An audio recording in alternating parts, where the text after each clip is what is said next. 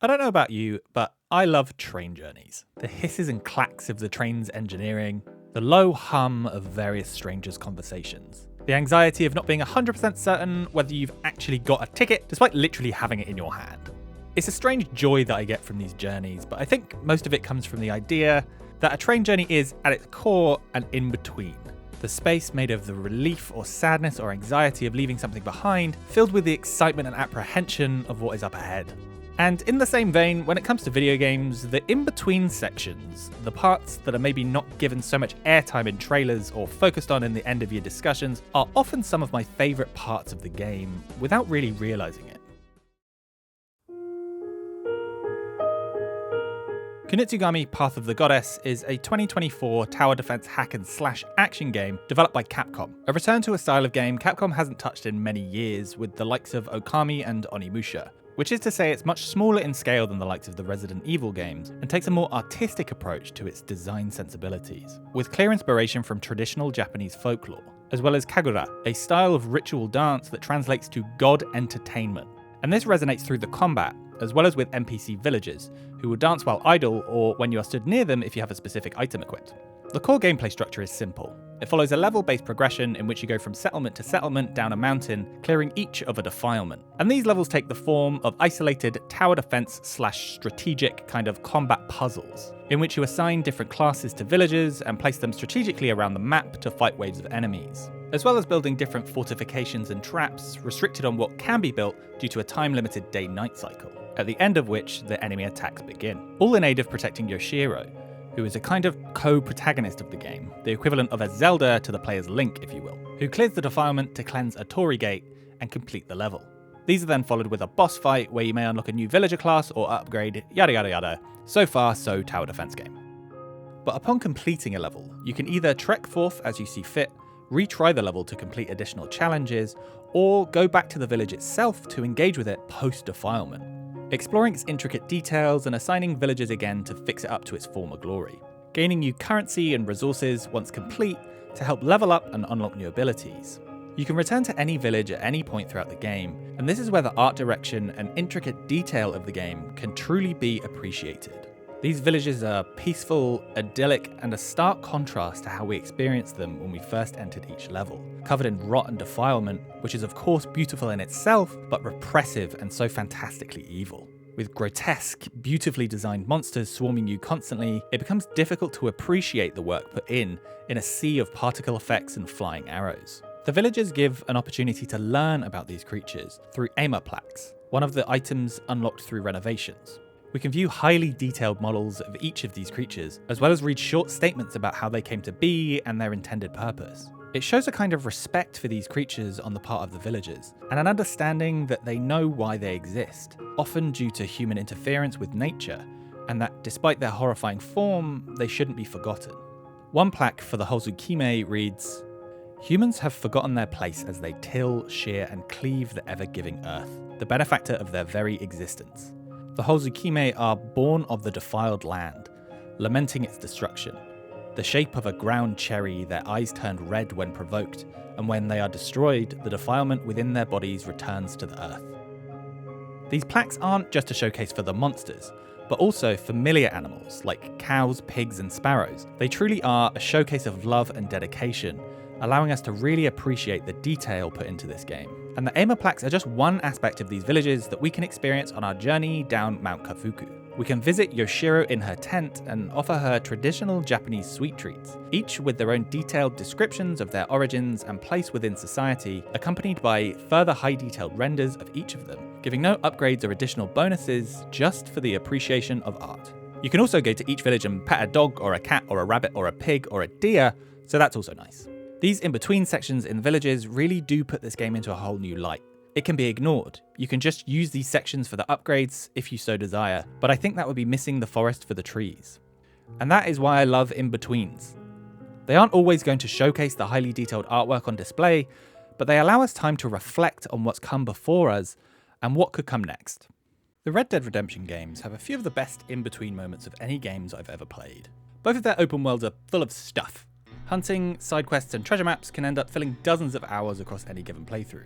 Red Dead Redemption 2 in particular has the addition of the gang's camp, which you're asked to maintain by gathering food and other resources, as well as doing actual chores, like shifting hay bales and various other menial tasks.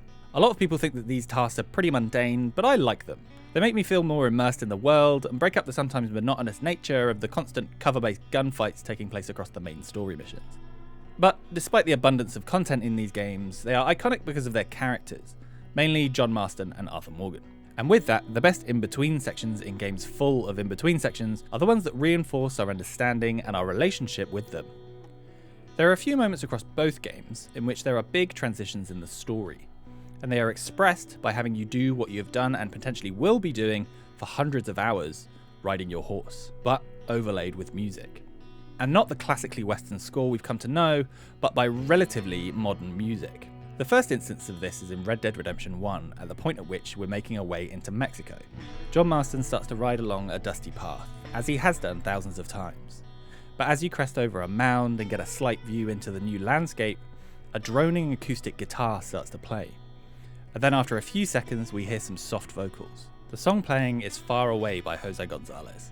The song is discernibly modern, but it fits well within the Western setting due to the folk nature of the music. The opening lyrics read, "Step in front of a runaway train, just to feel alive again. Pushing forward through the night, aching chest and blurry sight." Connecting us, the modern day attuned player, to the early 20th century Wild West that we are interacting with, while also reaffirming our connection with John as a character. As the song goes on, we're able to ride as freely as we ever have. We could get off our horse and hunt or ride off the track, but we don't. The music drives us forward. We slow our pace down to take it in. We can still hear the patter of the horse's hooves and the screech of birds in the distance. The other sounds haven't gone away. And as the music stops, we are left with only those ambient sounds, feeling louder than ever. When I first played this part in Red Dead Redemption, I remember being almost overwhelmed. It was the first time I had experienced something like this in a video game, where music had been used poetically to accentuate the emotion of a scene, but while still having full control over the actions of the character. This method of pushing home transitional moments of the story was used several times throughout Red Dead Redemption 1 and 2, and each of them are memorable. But the first time this happened will always stick with me as the strongest, and it became foundational for me as a 15-year-old in learning to love video games as art. Both Red Dead Redemption games are good examples of design that goes against a lot of AAA trends in many ways. Red Dead Redemption 2 put a lot of people off when it first launched because it is a much slower game than people have gotten used to. In the opening sections of the game, you get a feel for the sometimes cumbersome controls.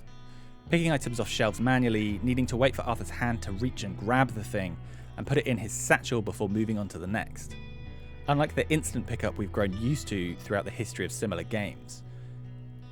And as a lot of AAA games move towards a structure that never allows the player to slow down at the risk of boredom, this comes at the cost of the slower moments in between that I've grown so fond of, instead moving towards convenience over intent. Sea of Thieves is a game I played a lot several years ago. It's an open-world multiplayer pirate sandbox game, the charm of which came from the emergent moments that happen when out sailing the seas. The bubbling tension of not knowing how far off other players, primed and ready for some good old naval warfare, were, or to be attacked by a kraken or a megalodon out of nowhere while calmly sailing the great wide ocean. These moments were, by design, few and far between, with the majority of the game being a fairly relaxing time sailing, gathering resources and digging up treasure. This game can be played with up to 4 people in a crew, and is considered preferable to a lot of people. I myself largely played the game solo. While I did enjoy the odd occasion I played with friends, the game was incredibly relaxing for me as a solo experience. Picking up quests from the various trading companies and setting sail for a few hours, listening to music or a podcast and just unwinding. Sea of Thieves was a slow game by its nature, and for me, that was its whole appeal. And you always start from zero when you load into a new world, so you don't have your progress from previous sessions to help push you forward. But even though I went into this game to relax, there is always that tension I mentioned earlier. You always need to prepare for your relaxing time to become a bit less relaxing for a few minutes every now and then. The potential for more chaotic emergent moments are what make the more mundane aspects of the game work so well. And I am a firm believer that this game is at its core a PvP game, even if I myself try to avoid it a lot of the time. If that tension wasn't there, I don't think there would be much of an appeal to play the more surface level PvE content. It was also a very manual experience, where gathering food, cannibals and anything else you needed to keep you alive took time. and you had to lug chests of gold and other plundered treasures from your adventure to each relevant trading post for it to be sold. This all added to the charm of the game, making it feel unique. But as time has gone on, Rare has made gradual quality of life changes to the game to smooth out some of those processes. Starting with simplifying the looting process, then the selling process, then the process of getting to fights with other players. Most of these changes were welcomed as they eased some pain points expressed by the community. But I did fear this may be a case of Rare listening to the fanbase a little too much and removing what people, myself included, found appealing about Sea of Thieves. Then, in a recent seasonal update, they added a feature that allows players to pick up PvE quests directly from their ship, rather than from the NPCs in beautifully designed island outposts as before, and then also dive to access those quests. An addition that blows my mind. Sea of Thieves is a game designed around emergent moments, happening on long stretches of sailing across its vast map, spotting a world event spawn on the horizon and changing course to go and check it out.